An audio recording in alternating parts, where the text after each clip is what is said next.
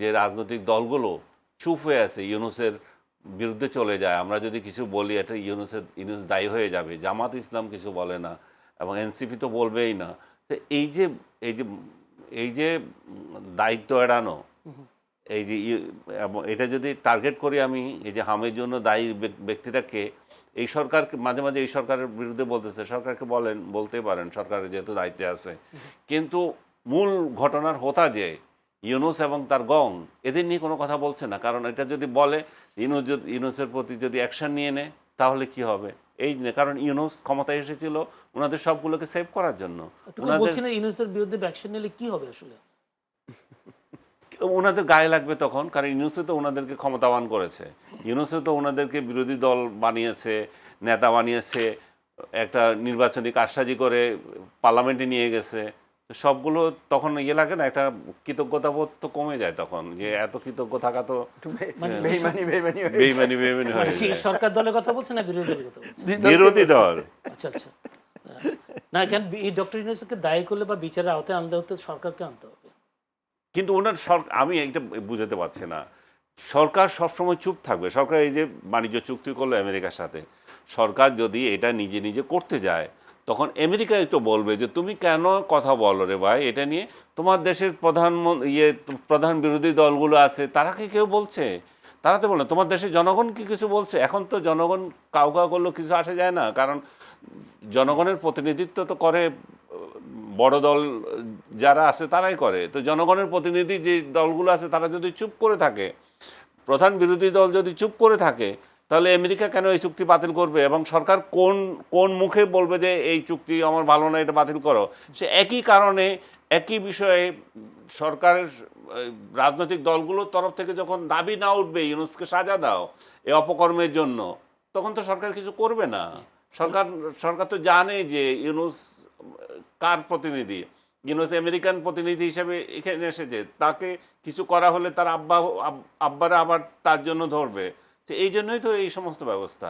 মুজিবুর রহমান মঞ্জুর কাছে, মুজিবুর রহমান মঞ্জু অনেক ধরনের কথা বলছে, যদিও ইনকলাব মঞ্চের জাবের তিনি বলেছেন অনেক মায়েরা স্মার্টনেসের কারণে বুকের দুধ পান করানো শিশুদেরকে, সেই কারণে ইমিউনিটি গ্রো না হওয়ার কারণে হামের এই প্রাদুর্ভাব বেড়েছে। তিনি একটা মন্তব্য করেছেন। তিনি আবার স্বাস্থ্যসেবার খাত নিয়েও তিনি প্রশ্ন তুলেছেন, আমাদের দেশে 55 বছরও কেন স্বাস্থ্যসেবা উন্নয়ন হয়নি। আপনি কি মনে করেন কি আমাদের দেশের এই 55 বছরের স্বাস্থ্যসেবা খাতটা এখনও কেন দুর্বল? যেটা আমরা করোনার সময় দেখেছি, আইসিইউ সংকটে প্রচুর মানুষ এমনও কামনা করতে দেখেছি, এই রোগীটা মারা গেলে আমার মাটাকে আমি আইসিইউতে দিতে পারতাম, এইরকম কামনা করতে আমরা দেখেছি বিভিন্ন সময়। আমি নিজেও সেই ভুক্তভোগী আমার মাকে নিয়ে।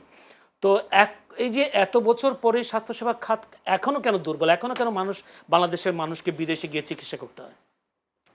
হচ্ছে জাবের কি বলেছে এটাকে আমি খুব বেশি গুরুত্ব দিতে চাই না, কারণ জাবের তো আর স্বাস্থ্য বিশেষজ্ঞ না। তবে ইন্টারেস্টিং ঘটনা হচ্ছে জাবের যে কথা বলেছে একই কথা কিন্তু স্বাস্থ্যমন্ত্রীও বলেছেন, যে ইমিউনিটি ফেল করেছে, মায়ের দুধ খাওয়াচ্ছে না বা শিশুরা তাদের ইমিউনিটি লস করছে। আমাদের তো নানা কারণে ইমিউনিটি হারাচ্ছি আমরা। এটা তো আমরা সবচেয়ে বেশি ভুক্তভোগী করোনার সময় আমরা দেখেছি, কারণ আমাদের প্রপার প্রোটিন, প্রপার ভিটামিন এগুলোর যথেষ্ট ঘাটতি আমাদের আছে। কিন্তু এখানে আমি যেটা মনে করি যে ছোট ছোট অনেক কারণ থাকতে পারে, এটাও একটা কারণ। মায়েরা ধরেন, আবার এটা তো আরবান মায়েরা করে, আমরা যদি দেখি যারা কর্মজীবী নারী তারা হয়তো ব্রেস্ট ফিডিং করতে পারে না, নানা কারণে হতে পারে। তো তাহলে তো কর্মজীবী নারীদের সন্তানরাই বেশি আক্রান্ত হওয়ার কথা ছিল, কিন্তু আক্রান্ত হচ্ছে একদম গরিব, যেখানে মানে আপনার আইসোলেশন নাই, সেখানে এই জায়গাটাগুলো হচ্ছে। এখন প্রশ্ন হচ্ছে যে আমাদের যে স্বাস্থ্য খাত, ধরেন আমাদের স্বাস্থ্য খাতে আমাদের বরাদ্দ হচ্ছে 5.3% বাজেটের। হ্যাঁ, তো এখন আমরা যদি দেখি প্রায় 41,908 কোটি টাকা হয়েছে গত 25-26 অর্থ বছরে। কিন্তু ওয়ার্ল্ড হেলথ অর্গানাইজেশন যেটা WHO সাজেশন হচ্ছে 15% বরাদ্দ করতে হবে। আমরা যারা সাধারণ নাগরিক আছে, ধরেন আপনার একটা ইনকাম আছে, ওনার একটা ইনকাম আছে, আমার একটা ইনকাম আছে, আমার যে ইনকাম সেই ইনকাম থেকে প্রতি মাসে আমার হেলথের জন্য কত খরচ হয়, আপনার কত খরচ হয়, ওনার কত খরচ হয়, আপনি দেখবেন আমাদের কিন্তু আমাদের যে ঘর ভাড়া, ছাত্রদের বাচ্চার স্কুলের বেতন, বাজার খরচ, এগুলোর মধ্যে চিকিৎসা খরচ কিন্তু আমাদের প্রতি মাসে একটা যায়, এবং এটা কারোরই আমাদের 10-15 ভাগের কম না, নানা কারণে, যাদের আরও মানে নানা ধরনের ডিজিজ আছে। যেমন কারো বাসায় যদি একজন ডায়াবেটিস পেশেন্ট থাকে, তার তো প্রতি মাসে 4-5 হাজার টাকা তার ডায়াবেটিসের জন্য খরচ হয়। আমার মায়ের ডায়াবেটিস আছে, প্রেশার আছে, আমার মায়ের পেছনেই ধরেন 8-10 হাজার টাকা শুধু চিকিৎসা খরচই যায়, সন্তানদের এগুলো যায়। এখন কথা হচ্ছে যে এই যে আপনার আমাদের দেশের চিকিৎসা খরচ কেন যাবে? যেদিন আমাদের প্রেস কনফারেন্সে আমাদের দলের সেক্রেটারি এটা বলেছেন যে আমাদের মন্ত্রণালয়টার নাম কিন্তু স্বাস্থ্য মন্ত্রণালয়, চিকিৎসা মন্ত্রণালয় না। আমাদের যত বরাদ্দ সব হচ্ছে চিকিৎসার জন্য, আমাদের যে সুস্বাস্থ্যের জন্য। আপনি দেখবেন আমাদের স্বাস্থ্য মন্ত্রণালয়ের মূল ফোকাস হওয়া উচিত কিন্তু আমাদের স্বাস্থ্যটা ঠিক রাখার জন্য। আপনি যদি উন্নত দেশগুলোর দিকে তাকান, দেখবেন ওদের হেলথ সেক্টরের বেশিরভাগ মনোযোগ হচ্ছে আপনাকে আগে সুস্বাস্থ্য ঠিক রাখা। চিকিৎসার জন্য কিন্তু ওদের চিকিৎসা কিন্তু খুব ভালো পাবেন না আপনি। আপনি দেখবেন ওরা খুব সিরিয়াস হচ্ছে ইমার্জেন্সি চিকিৎসার জন্য। আপনার ইমার্জেন্সি আপনি চিকিৎসা পাবেন, কিন্তু আপনি এমনি চিকিৎসার জন্য অনেক লাইন। আপনি আমাদের দেশে যেরকম আজকে যায় কালকে কিডনি অপারেশন করে ফেলতেছে, পরশু যায় স্ট্যান্টিং করে ফেলতেছে, ওখানে আপনি সিরিয়াল ধরেও পাবেন না সেগুলো। ওরা দুইটাকে ইম্পর্টেন্স দেয়, একটা হচ্ছে ইমার্জেন্সি যেটা এখনই দরকার, দ্বিতীয় হচ্ছে যে আপনার ইনফেকশিয়াস ডিজিজ যেগুলো আছে, যেগুলো সংক্রমণ বাড়ায়, ওগুলোর ব্যাপারে তারা খুব সিরিয়াস। আমাদের দেশে তো আপনি দেখবেন যে আপনি মানে আজকে যাচ্ছেন কালকে প্রতি হসপিটালে ওটিগুলো খালি পাওয়া যাচ্ছে না, কেবিন খালি নাই, সিরিয়াস লেভেলের। আর এক ট্রিটমেন্ট আপনি একই কারণে মাথা ফাটা নিয়েও আপনি ঢাকা মেডিকেল কলেজে যান, ইমার্জেন্সিতে মাথা ফাটা, পা কাটা, আঙ্গুল ভেঙে গেছে, আগুনে পড়ে গেছে, ভ্যারাইটিস পেশেন্টরা যাচ্ছে। তো এই ধরনের অনেক বিশ্লেষণধর্মী কথা আমরা বলতে পারবো যে আমাদের চিকিৎসা সেবাতে যেই রেফারেল সিস্টেম, যে আমি প্রথম আমার চিকিৎসার জন্য যাবো আমার লোকাল হেলথ সেন্টারে।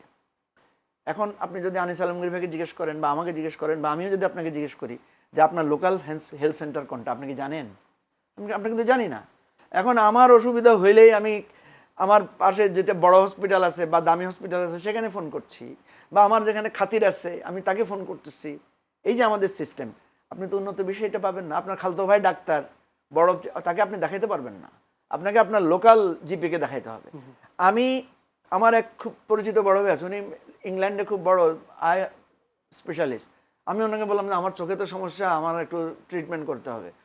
উনি বলছে যে ভাই আমি তো তোমাকে দেখতে পারবো না এবং আমি কোনো ট্রিটমেন্টও দিতে পারবো না, তোমাকে তুমি যে জায়গায় থাকতেছো ওখানে যায় যদি ইমার্জেন্সিতে দেখাইতে পারো, ওদের রেফারেন্সে যদি আমার কাছে আসতে পারো।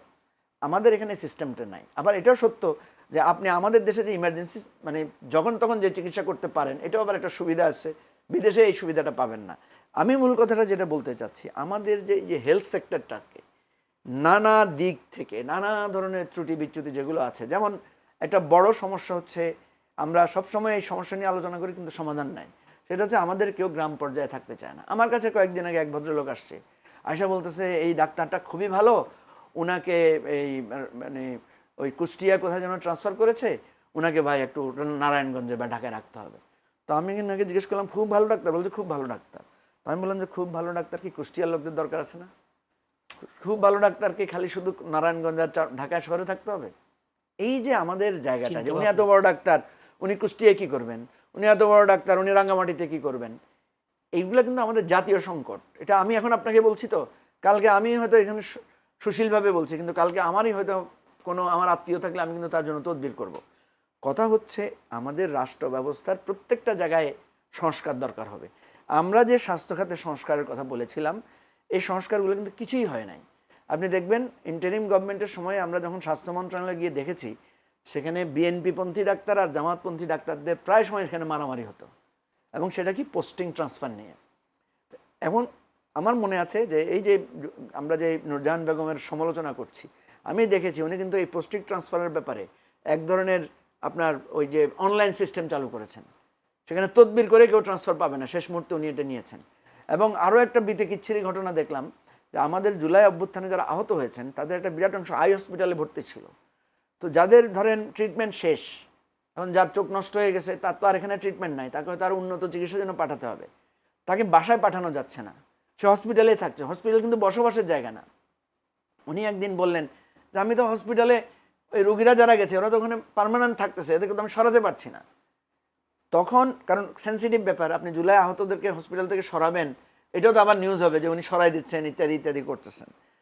এখানে আমাদেরকে অনেক কষ্ট হয়েছে ওই কাজগুলোতে পদক্ষেপ নিতে। আমরা ইন্টারিম গভর্নমেন্টের যে দুর্বলতাটা দেখি, যে তাদের যে একটা যেমন নির্বাচিত সরকারের যে একটা কর্তৃত্ব, নেতৃত্ব, বোল্ডনেস থাকে, ইন্টারিম গভর্নমেন্টের সেটা ছিল না এবং সেটা করতে পারেন নাই ওনারা। এখন সেটার জন্য দায়ী কে? সেটার জন্য আমরাও যে কম দায়ী তাও না, কারণ আমরাও তো কথায় কথায় তাদের উপর চাপ সৃষ্টি করেছি, নানাজন চাপ সৃষ্টি করেছে। বিএনপির ডাক্তার আছে, জামাতের ডাক্তার আছে, এনসিপির ডাক্তার আছে, এবি পার্টির ডাক্তার আছে, সবারই তো দলবাজি আছে। এই সমস্ত জায়গায় আমি যেটা মনে করি যে আমাদের স্বাস্থ্য খাতে বরাদ্দ বাড়ানো দরকার, আমাদের ডাক্তারের চাইতে নার্স বেশি দরকার, প্রশিক্ষিত নার্স দরকার, আর এই লোকাল লেভেলের ট্রিটমেন্টের স্তরগুলো ভাগ করা দরকার। যে ফার্স্ট ট্রিটমেন্টটা কোথায় যাবে? আমার মাথা ফাটার, হাতের আঙ্গুলের ব্যথার জন্য তো মঞ্জু ভাই, আমাকে ঢাকা মেডিকেলে যাওয়া দরকার না। 55 বছর পরে এসে কেন আমি এই কথা বলছি, লোকালে এটা বানানো দরকার, ওইটা বানানো দরকার? আপনাকে বলি কেন আমরা আমাদের আগে থেকে এগুলো আমাদের চিন্তা- হেলথ চিন্তা সেক্টরের করিনি? এত কিছুর পরেও, এত দুর্নীতি, এত কিছুর পরেও 1/3 বাজেট গড়ে ফেরত আসে, খরচ করা যায় না। এই যে আপনাকে বললাম না 41,908 কোটি টাকা, এর 1/3 যদি ফেরত আসে বুঝেন এবারে, তাহলে কেন হয় না? অদক্ষতার জন্য, অযোগ্যতার জন্য ফেরত আসে। এটা তো শুধু ইন্টারিম গভর্নমেন্টের সমস্যা না, এটা আওয়ামী লীগ সময় দেখবেন, এরশাদ সময় দেখবেন, এই সমস্যাগুলো ছিল, বিএনপির সময় ছিল। এখন কথা হচ্ছে এমনি তো বরাদ্দ কম, তার উপর বরাদ্দকৃত টাকা খরচ করা শেষ হচ্ছে না। জি। এরপরে হচ্ছে এই যে আপনি যেটা খরচ করতেছেন তার মধ্যে 3 ভাগের 2 ভাগ যদি দুর্নীতি চলে যায়, আপনি করোনার সময় দেখছেন না, বালিশ কেনায় দুর্নীতি, পর্দা কেনায় দুর্নীতি, পাউরুটি আর কলা কেনায় দুর্নীতি, টিকা কেনায় দুর্নীতি, কি পরিমাণ পুকুর চুরি হয়েছে করোনাকালীন সময়ে। যে ডাক্তার কি সাবরিনা আর কি কি ওই যে জিকে নাম উঠলো না, এদের তো ভয়ানক দুর্নীতির তথ্য আমরা আসলাম। সারা পৃথিবীতে করোনার সময় মানুষ মানবিক হয়েছে, আর আমাদের এখানে আমরা মানুষ অমানবিক হয়েছি। অমানবিক হয়েছে। সে তার খেসার দিতে হচ্ছে এখন শিশুদেরও। জনাব আনিস আলমগীর, আপনার কাছে আসলে কি সমাধান আমি চাইবো? যে বিগত 55 বছর আমরা স্বাস্থ্য খাতকে এত শক্তিশালী করতে পারিনি। আমরা বিশ্বাস করে আমাদের স্বাস্থ্য খাত, আমাদের হাসপাতালে দৌড়াবো, আমি ভালো চিকিৎসা পাবো, আমাকে বিদেশে ছোটাছুটি করতে হবে না, যেটা কায়সার আহমেদ নিজেই বলেছেন, নিজেই ভুক্তভোগী তিনি। কেন এমন হয়েছে বিগত 55 বছর স্বাস্থ্য খাতকে আমরা উন্নত করতে পারলাম না কেন? আমি এটা জবাব দিচ্ছি আপনাকে। তার আগে মঞ্জু ভাইকে যে কোশ্চেনটা করেছিলেন একটা ছেলের রেফারেন্স দিয়ে, যে ওই যে জাবের, হ্যাঁ আপনার ইনকিলাব মঞ্চের জাবের, এগুলো হচ্ছে যে এই যে ইউনুসের আরেকটা উইং, এগুলা ইউনুসকে রক্ষা করার জন্য বিভিন্ন জায়গায় বিভিন্ন উইং আছে। উগ্র মৌলবাদী উইংয়ের নেতৃত্ব দেয় এরা। এরা বাংলাদেশের নারীদেরকে দায়ী করছে এখন হামের জন্য। কি দায়ী?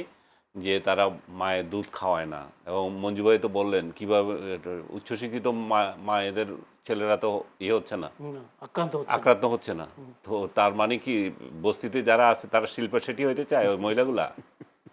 এই সমস্ত ফালতু বয়ান দিয়ে আসলে সব কিছুতে আড়াল করা এবং ইউনুসকে সেভ করা।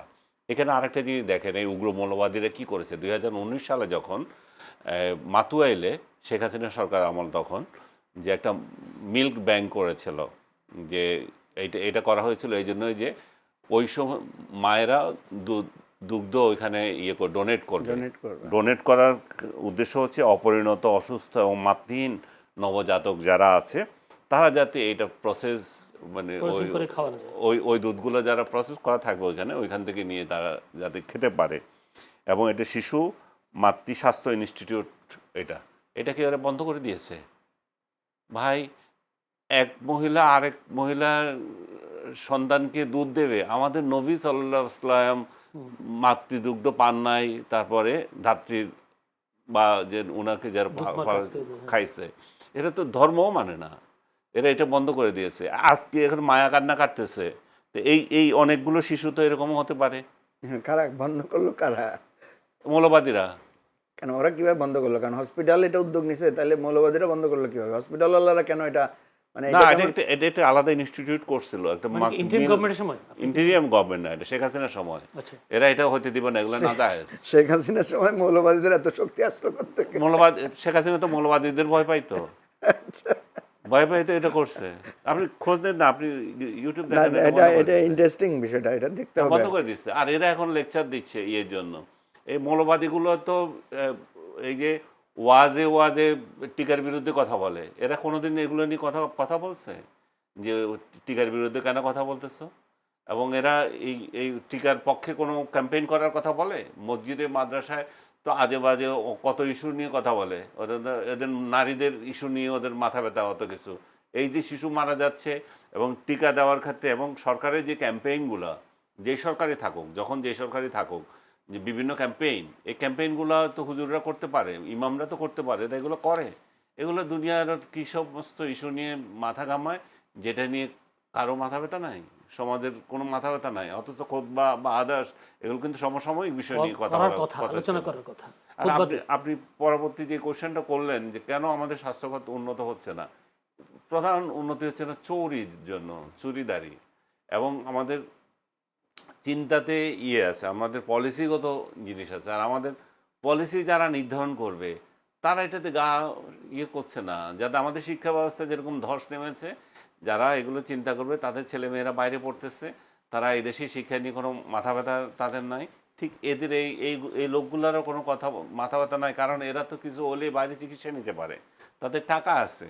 তো বাংলাদেশি চিকিৎসা নিয়ে তাদের মাথা ব্যথা না, এবং সবচেয়ে বড় মাথা ব্যথা যার থাকার কথা যে সরকারের, সেই সরকারের প্রধান উপদেষ্টা বলেন, প্রধানমন্ত্রী বলেন, রাষ্ট্রপতি বলেন, এরা সরকারের টাকায় যায় বাইরে বাইরে চিকিৎসা নেয়। হ্যাঁ, এখনো রাষ্ট্রপতি বাইরে চিকিৎসা নিচ্ছেন, তো নিজের পয়সায় তো নিচ্ছেন না, উনি রাষ্ট্রের টাকায় নিচ্ছেন। সো সবগুলো এরা, আপনি যদি একটা আইন করতে পারেন যে এরা চিকিৎসা নিবে, কারণ চিকিৎসার অধিকার তো সবার আছে, আপনার এখানে নেবো, আমার টাকা আছে, আমি বাইরে নেবো, নেন, কিন্তু সরকারি টাকায় চিকিৎসা নিতে পারবেন না, সরকারি টাকায় বিদেশেও যেতে পারবেন না, বিদেশে চিকিৎসা নিতে পারবেন না, দেখবেন যে আপনি অর্ধেক ঠিক হয়ে গেছে। এবং বাংলাদেশি বিশেষায়িত হসপিটালগুলো করছে, শেখ হাসিনা একটা করে গেছে পিজি হাসপাতালের পাশে, সেটাই তো অকামা পড়ে রয়েছে, অথচ এটা কত লাক্সারিয়াস একটা হসপিটাল করেছিল। কিন্তু এই লাক্সারিয়াস হসপিটালে শেখ হাসিনা নিজেও চিকিৎসা নেন নাই, উনার রাষ্ট্রপতিও নেন নাই, ওনার মন্ত্রীরাও নেন নাই, বা নিলেও আমরা সেগুলো কোনোদিন দেখি নাই, প্রচার দেখি নাই যে এই একটা হসপিটাল হয়েছে, সেটা এত ভালো, আসো সবাই চিকিৎসা নাও। তার মানে হচ্ছে আমাদের ধারাবাহিকভাবে আমাদের সরকারগুলোতে যারা থাকে, মন্ত্রী এমপি যারা যারা থাকে, তারা চিকিৎসা ব্যয়টা এবং সরকারের আমলারা সরকার থেকে পায় এবং এটা বাইরে গিয়ে পায়, এই জন্য এগুলোর প্রতি তাদের এখানে আরেকটা কারণ দেখেন কিনা, স্বাস্থ্য খাতের উন্নতি না হওয়ার পেছনে চুরি তো যে আছে, বড় পেশাজীবী একটা। যারা ডাক্তার, যদি মঞ্জু একটুখানি বলেছিলেন বিএনপির ডাক্তার, জামাতের ডাক্তার, আওয়ামী লীগের ডাক্তার, এরা যে সময় ক্ষমতা থাকে, এখানেও কি তাদের কি কোনো মানে ঘাটতি দেখেন কিনা, তাদের দায়ী দেখেন আমি কিনা? এটাকে খুব বড় আকারে দেখি না, কারণ যে যখন ক্ষমতা থাকবে তাদের চেলারা থাকবে। এখন জামাত, ইন্টেরিয়াম গভর্নমেন্ট আমলে জামাত এখানে নেতৃত্ব দিয়েছে, যা সমস্ত পোস্টিংগুলো ডাক্তারি চিকিৎসা খাতে জামাতিরা দখল করেছিল, এখন এগুলো আস্তে আস্তে বিএনপির কাছে যাবে, যেতেই পারে। এবং যে একজন ডাক্তার হয়েছে সে তো আর অদক্ষ ব্যক্তি হিসাবে ওখানে যায় নাই, দক্ষতার যারা ঘাটতি আছে সেগুলো তারা দেখবে, তাদের বিশেষজ্ঞ, তাদের সিনিয়র যারা আছে, তাদের নীতি নির্ধারণের পর্যায়ে যারা আছে, তারা তো এমন একটা ইনস্টিটিউশন, এমন একটা ফালতু লোকের হাতে দেবে না। সো তারা ওইটুকু কনসিডারেশন থাকে। হয় কি আমি এই পোস্টটা আমি নেব, ওই পোস্টটা আমি নেব, কামড়াকামড়ি থাকবে। এই কামড়াকামড়ি সবসময় ছিল, এটা নতুন কিছু না। আমি মনে করি না যে শুধুমাত্র এটার কারণে হচ্ছে, আমি মনে করি যে পলিসিগত দিক থেকে এতে ঝামেলা আছে। সরকারের পলিসিতে আসল সমস্যা, ডাক্তারদের না।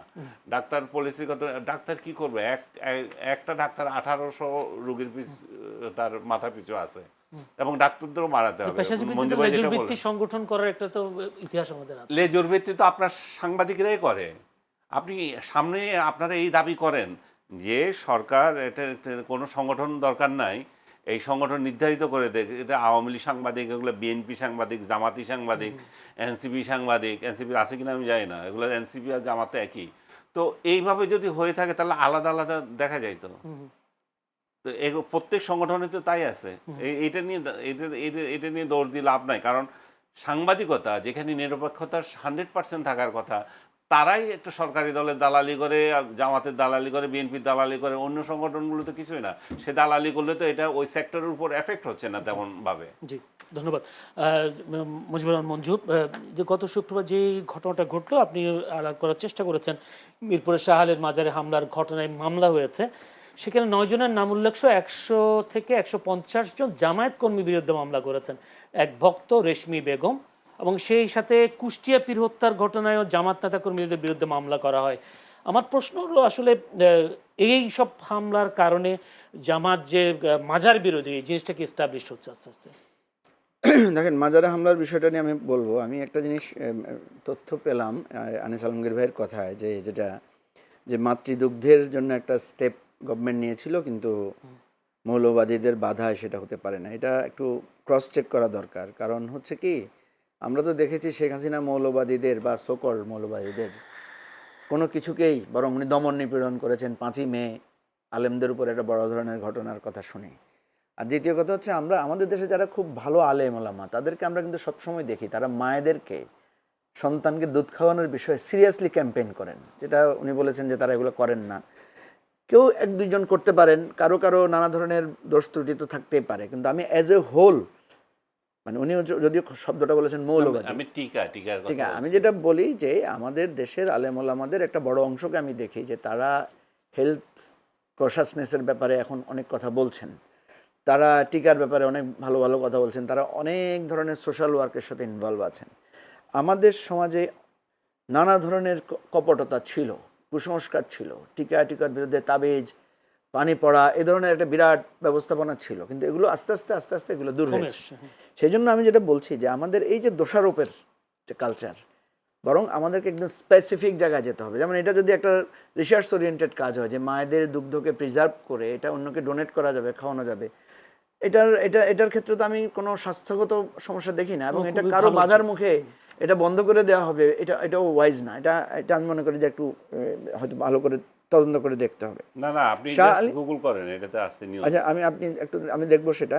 প্রথম কথা হচ্ছে শাহ আলীর মাজারের ঘটনাটা, আমরা বিভিন্ন জায়গায় বিভিন্ন রকম ঘটনা দেখেছি। কুষ্টিয়াতে একটা ঘটনা দেখলাম যে একজন পীরকে তার পুরনো দিনের ভিডিও দিয়ে। একটা ভিডিওর দেখার ভিত্তিতে, উত্তেজনার ভিত্তিতে একটা মব হয়েছে এবং তাকে মারা হয়েছে, তার মাজার জ্বালিয়ে দেওয়া হয়েছে। শাহ আলীর মাজারের যে ঘটনাটা, আমি আজকে গিয়েছিলাম সেখানে, আমরা গিয়ে যেটা শুনলাম যে বৃহস্পতিবার রাতে অথবা বৃহস্পতিবার রাতে সম্ভবত রাতের বেলায় রাত 1টার দিকে সেখানে কিছু লোক এসে মেরে ওখানকার যারা ভক্ত অনুরক্ত ছিল তাদেরকে সেখান থেকে তাড়িয়ে দেওয়া হয়েছে বা সেখান থেকে বের করে দেওয়া হয়েছে। এখন দেখেন, পুলিশ কিন্তু ছিল পাশে, তাহলে এই ধরনের ঘটনায় পুলিশ কোনো ব্যবস্থা নেয় নাই। এই সমস্ত মাজারগুলোর ব্যাপারে একটা অভিযোগ থাকে যে সেখানে অপরাধকর্ম হয়, সেখানে গাঁজা বা ইয়ার আসর বসে। এখন আমি যে বিষয়টা অনুভব করি সেটা হচ্ছে, দেখেন, কারো যদি কোনো ধরনের ফৌজদারি অপরাধে কেউ যুক্ত থাকে, কারো যদি কোনো অপরাধ থাকে, সেটা তো আমাদের আইন আছে, আইনগতভাবে ব্যবস্থা নিতে হবে। মাজার টাজারে যে সমস্ত ফকির ফাকরারা থাকে, যে সমস্ত লোকদেরকে আমরা সেখানে দেখি, এরা কিন্তু সামাজিক অপরাধের সাথে জড়িত না। তারা ওখানেই হয়তো এক ধরনের আখড়া, তাদের একটা স্থান তৈরি করে নিয়েছে। মাজারগুলোতে এক ধরনের খাওয়া দাওয়ার ব্যবস্থা থাকে, মানুষ দান সৎকা করে, আবার মাজারের সরকারের কিছু কমিটি থাকে, কমিটির বিরুদ্ধে আবার নানা ধরনের অভিযোগ থাকে। নানান অর্থ আত্মসাতের অভিযোগ থাকে। এবং আমরা যেটা দেখেছি, আওয়ামী লীগ সরকারের আমলে প্রত্যেকটা মাজার আওয়ামী লীগ সরকারের লোকদের দখলে ছিল। এখন আবার বিএনপি সরকার এসেছে, দেখা যাবে যে বিএনপি সরকারের দখলে যায় কিনা, এটার একটা ব্যাপার আছে। সেজন্য আমরা এটা তীব্রভাবে প্রতিবাদ করি। দেখেন, মাজারে যে সমস্ত কর্মকাণ্ড ঘটে এগুলোর সাথে আমাদের আলেম সমাজের দ্বিমত আছে, কিন্তু আমি কোনো আলেমকে দেখি নাই এটা বলতে যে মাজারকে ভেঙে দিতে হবে, মাজারকে গুড়াই দিতে হবে। কেউ কেউ হয়তো বলতে পারে, কিন্তু আলেমদেরকে আমরা দেখেছি তারা মাজারে যে সমস্ত কাজ হয়, অন ইসলামিক কার্যক্রম হয়, অর্থাৎ মোমবাতি জ্বালায়, সেখানে সেজদা দেয়, সেখানে নানা রকম মানত করে খাবার দেয়, এগুলোর ব্যাপারে কিন্তু আলেম সমাজ মানুষকে সচেতন করেছে। আমার মনে আছে আমরা শৈশবকালেও আমরা এই সমস্ত কাজ করতাম। আমাদের আব্বা আম্মারা ওরসে পাঠাতো, ওরসের খাবারকে তাবারুক মনে করে খেত। পরীক্ষার আগে যাই বলতো যে মাজারে যাই একটু দোয়া করে আসো, মোমবাতি জ্বালায় আসো। আমরা ছোটোবেলায় এটা করেছি, চট্টগ্রামের কালচারে তো এটা বেশি ছিল। কিন্তু পরের দিকে এসে আলেমেরা যখন আমাদেরকে এটা বুঝাইছে যে ভাই, ওই মাজারে যিনি শুয়ে আছেন ওনার কোনো ক্ষমতা নাই তোমার আরজি পূরণ করার, তোমার আরজি পূরণ করবে আল্লাহ তাআলা। এবং আমরা যখন আমাদের নবীজির মানে মাজারে যাই, আমরা দেখেছি সেখানে কোনো ধরনের বেদাত, কোনো ধরনের কার্যক্রম, মোমবাতি প্রজ্বলন, কোনো ধরনের সেজদা করা, এগুলো নাই। এগুলো যখন আস্তে আস্তে এসেছে আমাদের দেশে, এই প্রবণতাটা কমেছে। এরপরও কিছু লোক এগুলোকে বিশ্বাস করে, কিছু লোক সেখানে থাকে। কথা হচ্ছে, না, সিংহভাগ লোক তো জিয়ারতের উদ্দেশ্যে যায়। হ্যাঁ, আমার কথা হচ্ছে যে ওখানে ভালো লোকও যায়, কিছু লোক সেখানে গরিব লোকজন আছে সেখানে থাকে। প্রশ্ন হচ্ছে ওর ইমানি দায়িত্ব কি, ওর কর্মকাণ্ড কি, সেটা আলাদা জিনিস, সেটা নিয়ে আলাদাভাবে আপনি মোটিভেশন চালাবেন। কিন্তু তার উপর হামলা করাটা, তাকে অত্যাচার করাটা, তাকে মেরে সেখান থেকে সরাটা, তাকে আপনি মারতে গেলে সে সেখানে আরও বেশি ডেভোটেড হবে, সে আরও বেশি সেটাতে কনসোলিটেড হবে। আমরা অনুরোধ করছি, আমি আজকে সেখানে আহ্বানও করেছি যে আমাদের আলেম সমাজের একটা উদ্যোগ নেওয়া উচিত যে এই লোকগুলোকে আপনারা যে খাওয়ান, এই লোকগুলোকে যে আপনারা সাহায্য সহযোগিতা করেন, এদের হেলথের ব্যবস্থা নেন, তারপরে এদেরকে মোটিভেট করেন যে তোমরা যেখানে বসে গাঁজা খাচ্ছ, তোমরা যেখানে বসে কাজগুলো করছো, এগুলো কিন্তু ধর্মের পক্ষে না, মোটিভেট করেন। কিন্তু এই বল প্রয়োগের জায়গাটায় আইন আদালত যতদিন আছে এই বল প্রয়োগের জায়গাটা বৈধ না। এবং কোন পীরকে আপনি যদি মনে করেন সে শিরকের সাথে জড়িত, কোনো কাউকে যদি মনে করেন বেদাতের সাথে জড়িত, আপনি তার বিষয়ে মোটিভেট করেন, আপনি এটার কাউন্টার আপনার যে আর্গুমেন্ট আছে আর্গুমেন্ট তুলে ধরেন, যুক্তি তুলে ধরেন, মানুষকে সচেতন করেন।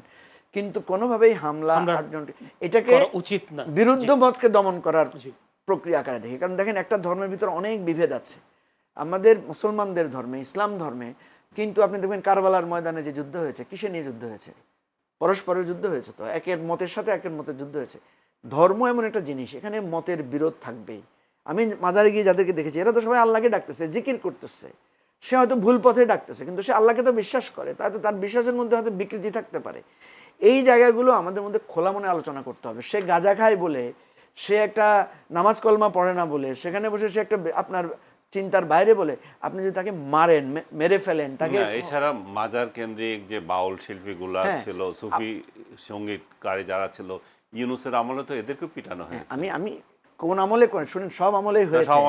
ইউনুসের আমলে হাজার হাজার শিল্পীকে ধরে পিটানো হয়েছে, হাজার হাজার এই বাউল এবং এই জাতীয় লোকদের চুল কাটিয়ে দেওয়া হয়েছে।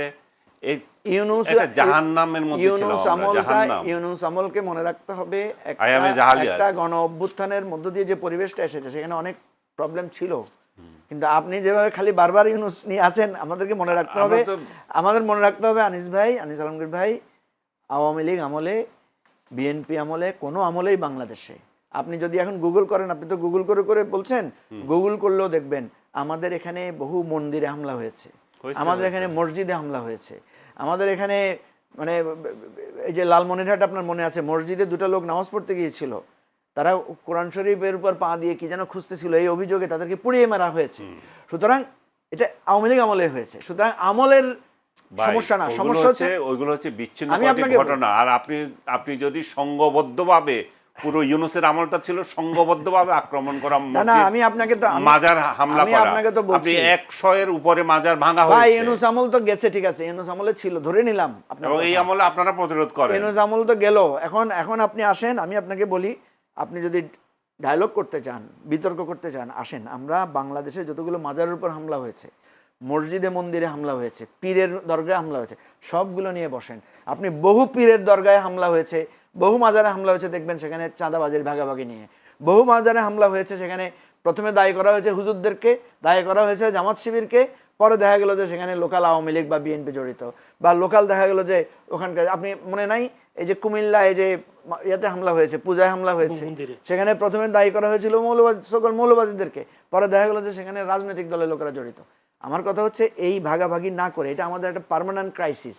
আমাদের এখানে মনে রাখতে হবে, আপনি যে একেবারে ক্ষীণ একটা বাংলাদেশে যে একটা লোক একটা ধর্ম মানে, একটা লোক যদি আমার ধর্মের ধরেন আমার ধর্মের সাথে তার বিরোধ আছে, আমি কি তাকে মারতে পারবো?